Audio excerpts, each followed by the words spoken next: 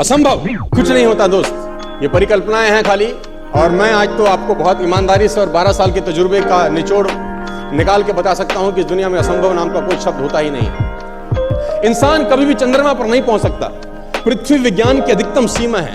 Doctor Li दी forest मशहूर वैज्ञानिक हुए, बहुत बड़े साइंटिस्ट हुए।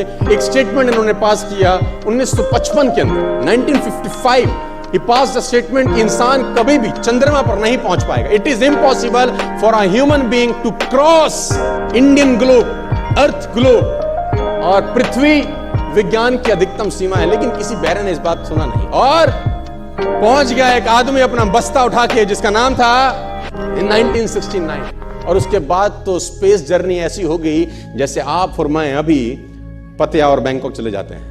लॉर्ड केल्विन बहुत बड़े साइंटिस्ट हुए, उनका स्टेटमेंट आया कि सिर्फ पक्षी उड़ान भर सकते हैं, हवा से भारी मशीन का उड़ान भरना असंभव है। इट इज इम्पॉसिबल कि हवा से कुछ भी भारा हो और वो उड़ सके, क्योंकि ग्रेविटी उसको गिरा देगा। लेकिन तमाचा मारा इन लोगों ने, तमाचा मारा और लिख के दिया कि हमने साइकिल के स्पेयर पार्ट से इंसानों को पक्षी बना दिया।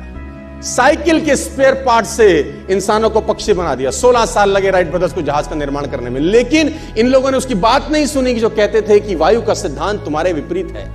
यह बात भंवरे को कही जाती थी कि भंवरा वायु के सिद्धांत के कारण कभी जीवन मोड़ नहीं सकता, क्योंकि उसके पंख उसके शरीर से हल्के रहते हैं। लेकिन भंवरा साला किसी स्कूल में गया नहीं आज तक। माई doctor told me I will never walk again. मेरे डॉक्टर ने मुझे कहा कि तुम कभी चल नहीं सकोगी। My doctor told me you will never walk again. My mother told me I would, and I believed my mother rather than doctor. Wilma Rudolph एक ऐसी एथलीट हुई जिनको पोलियो था, जिनको डॉक्टर ने कहा तू चल नहीं सकती, मां ने कहा तू चल सकती है। उसने कहा मैंने डॉक्टर की बात नहीं मानी, मैंने अपनी मां की बात मानी। 3 ओलंपिक गोल्ड मेडल जीती है लड़की, 3 ओलंपिक गोल्ड मेडल, जिसको डॉक्टर कह रहा है कि तू चल। लेकिन मां क्या बोलती है? मैं आपको उदाहरण देना चाहूंगा सर। बहुत छोटे थे अल्बर्ट आइंस्टीन, दुनिया के महान वैज्ञानिक में से एक हुए, मंद बुद्धि कहा जाता था। 8 साल के थे, घर पहुंचे, मां को चिट्ठी दिया।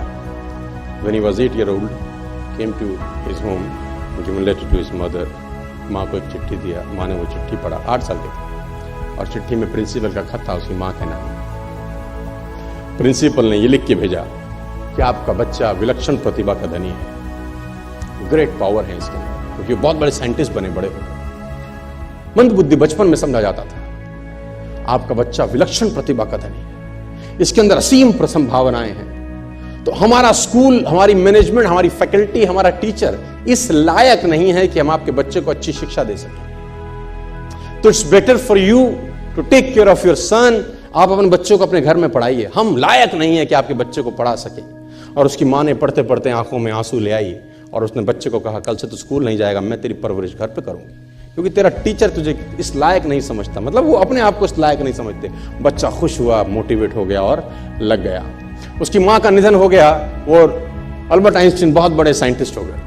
अल्बर्ट आइंस्टीन जब बहुत बड़े साइंटिस्ट हुए तो मकान शिफ्ट कर रहे थे अपना, और जीवन का सच्ची घटना वो अपनी ऑटोबायोग्राफी में लिखते हैं कि जब मैं मकान शिफ्ट कर रहा था तो एक ड्रॉस के अंदर मुझे वो व्हाइट कलर का पेपर फोल्डेड अवस्था में मिला। मुझे समझ नहीं था कि क्या है। मैंने उसको फोल्डिंग अवस्था से मिट्टी को हटा के जब खोला तो वो उस टीचर का लेटर था जो बहुत साल पहले टीचर ने मेरे हाथ में दिया था और मैंने अपनी मां के हाथ में रखा था। अब वो बड़ी उत्सुकता के साथ उस खत को पढ़ने लगे। जैसे उन्होंने खत पढ़ना शुरू किया और वो जार जार होके रोए।